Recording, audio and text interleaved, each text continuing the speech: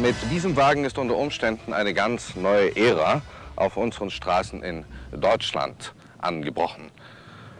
Ein Opel, einer der großen drei, es ist der Kapitän. Und Sie wissen, dass Opel eine Tochtergesellschaft des größten Automobilproduzenten der Welt ist, General Motors. Der amerikanische Einfluss bei diesem Wagen ganz unverkennbar. Man hat mit den neuen Typen aus Rüsselsheim das Opel-Programm nunmehr komplettiert.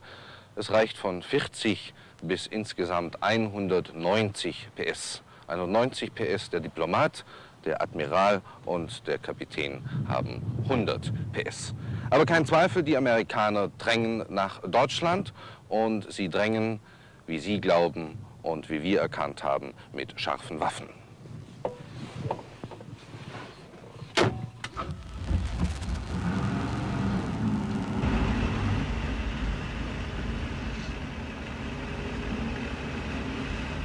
Der erste Eindruck, dass man es mit einem kleinen Amerikaner zu tun hat, bestätigt sich auch beim Fahren. Nur mit einem sehr wesentlichen Unterschied. Der Opel Kapitän ist in erster Linie für europäische Verhältnisse zugeschnitten. Das bedeutet, dass er besser liegt und leichter zu fahren ist als seine amerikanischen Kollegen. Er ist außerdem handlicher und sein Wendekreis von 11 Metern und 80 Zentimetern bedeutet, dass man ihn auch in der Stadt gut manövrieren kann. Der Sechszylindermotor mit 2600 Kubikzentimetern ist elastisch, er ist nicht laut und die 100 PS, die in ihm stecken, geben dem Wagen eine gute Beschleunigung.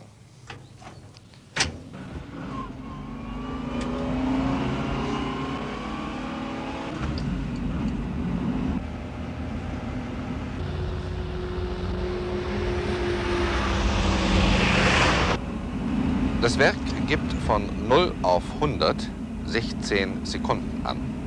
Dieser Wagen beschleunigt erheblich besser. Wir erreichen 14,3 Sekunden. Auch die von uns erzielte Höchstgeschwindigkeit liegt mit 161,5 Kilometern über den vom Werk angegebenen Zahlen. Der Opel Kapitän hat ein Zweikreis-Bremssystem.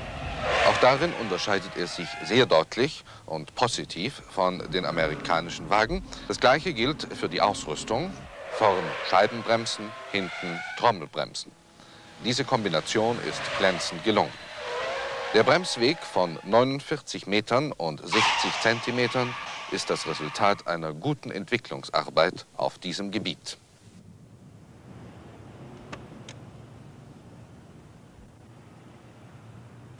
Die Einzelsitze in diesem Opel Kapitän entsprechen nicht der Serie. Sie können gekauft werden für 200 D-Mark, die man auf den Tisch des Hauses legen muss. Normalerweise ist hier eine Sitzbank. Die Einzelsitze gibt es beim Opel Admiral.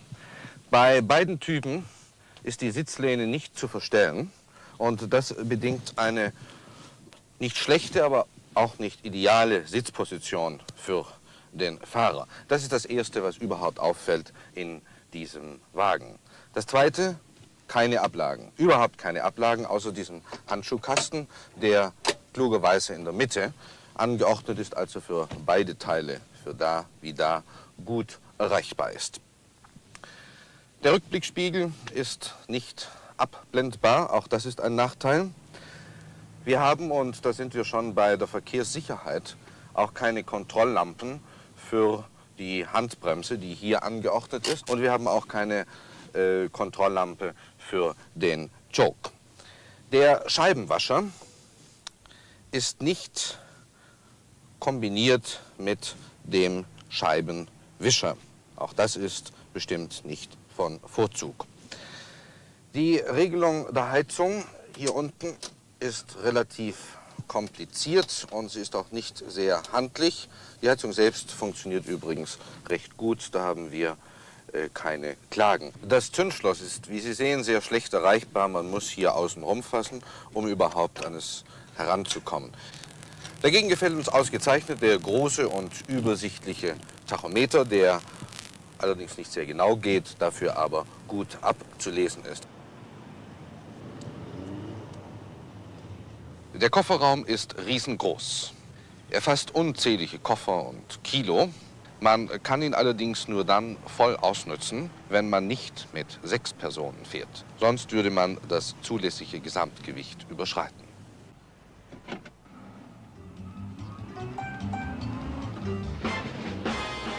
Bei unseren Verbrauchsfahrten strapazierten wir den Kapitän nicht bis zu seiner Leistungsgrenze, wobei wir glauben, uns dem Temperament der meisten Opel-Fahrer angeglichen zu haben. So ergeben sich recht gute Verbrauchswerte. Auf der Autobahn bei einem Schnitt von 105 Kilometern 10,1 Liter. In der Stadt 15,8.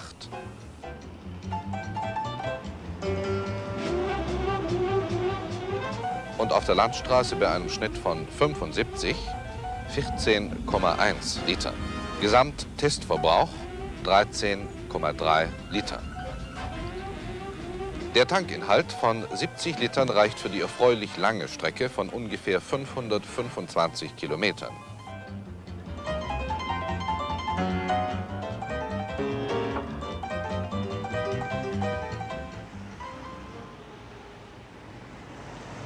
Das Fahrwerk des neuen Opel Kapitän bringt gegenüber seinen Vorgängern weitere Fortschritte. Der Wagen neigt sich in der Kurve nicht mehr so deutlich. Die Lenkung geht leicht, sie ist ziemlich indirekt, trotzdem genau.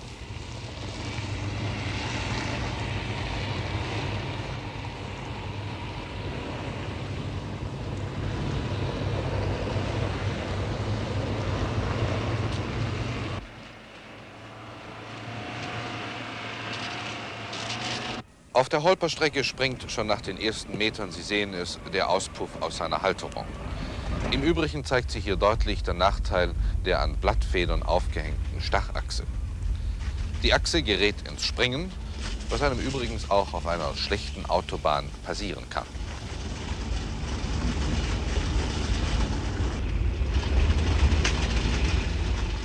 Die Sechszylinder-Opel-Modelle waren schon von jeher bekannt für ihr schnelles Starten bei niedrigen Außentemperaturen.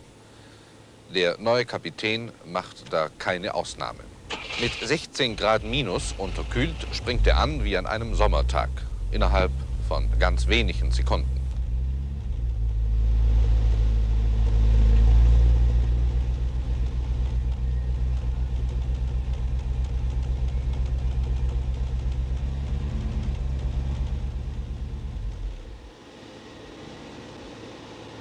Noch ein Wort zur Schaltung. Der neue Kapitän hat eine Viergang-Schaltung, die in den einzelnen Gängen gut abgestuft ist, aber beim schnellen Schalten einige Schwierigkeiten bereitet.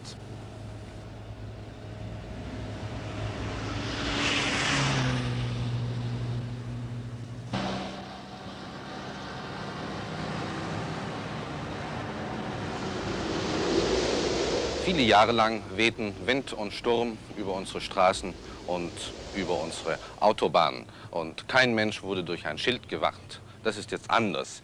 Wir machen künstlichen Wind. Er ist nicht weniger effektvoll. Das hier ist unsere Windmaschine mit diesen riesen Gebläsen, die von 45 Kilowatt Motoren angetrieben werden und 730 Umdrehungen in der Minute machen. Ein unheimlicher Wind. Sie werden das gleich nachher sehen. Wir wollen schauen, was macht der Kapitän. Wir haben sehr unterschiedliche Abweichungen gemessen in unseren bisherigen Sendungen, von 90 Zentimetern bis zu 5 Meter und 20 Zentimeter.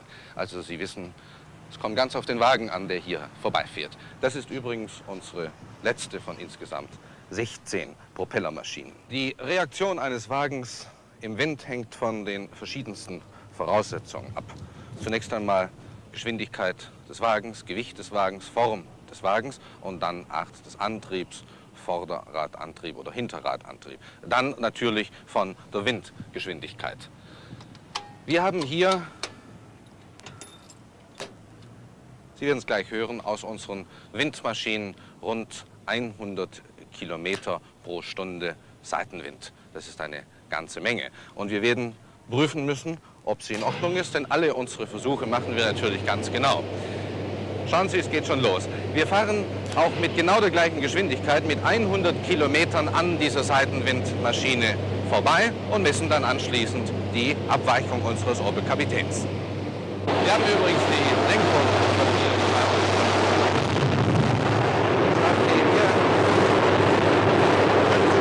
Hier ungefähr 20, 22 Grad.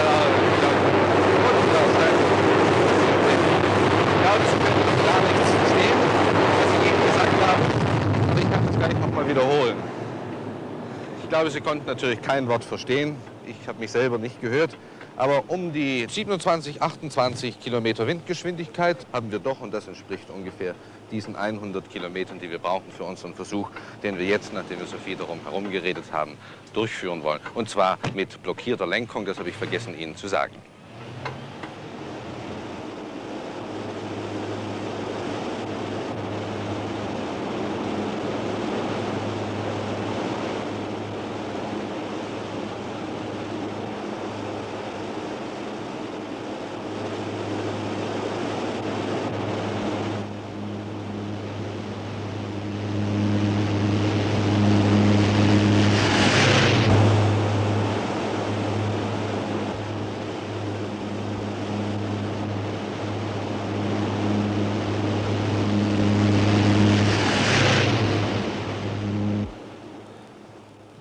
Man bekommt natürlich einen ganz schönen Schlag, wenn man so an der Maschine vorbeifährt, mit unserer blockierten Lenkung und den 100 Kilometern. So und so, das sind wir, das war der Wind. Aber 1,70 Meter, ich muss sagen, das ist sehr gut und unser Kapitän hat sich recht gutmütig bei dieser Angelegenheit verhalten.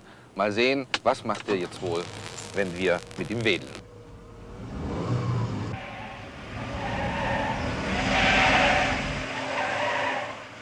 Es ist nicht einfach, schon bedingt durch die indirekte Lenkung, den Wagen abzufangen.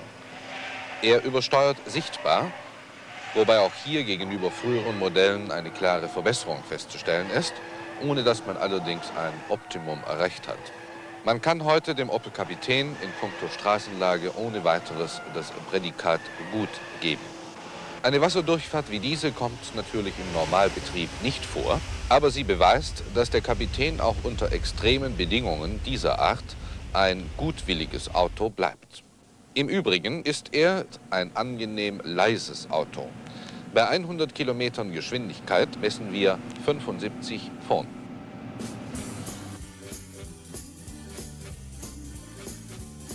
Der Opel Kapitän kostet im Jahr an Steuern 375 Mark. Versicherung ebenfalls 375 Mark. Testverbrauch 13,3 Liter. Das ergibt bei einer Jahresleistung von 20.000 Kilometern 12,4 Pfennig pro Kilometer.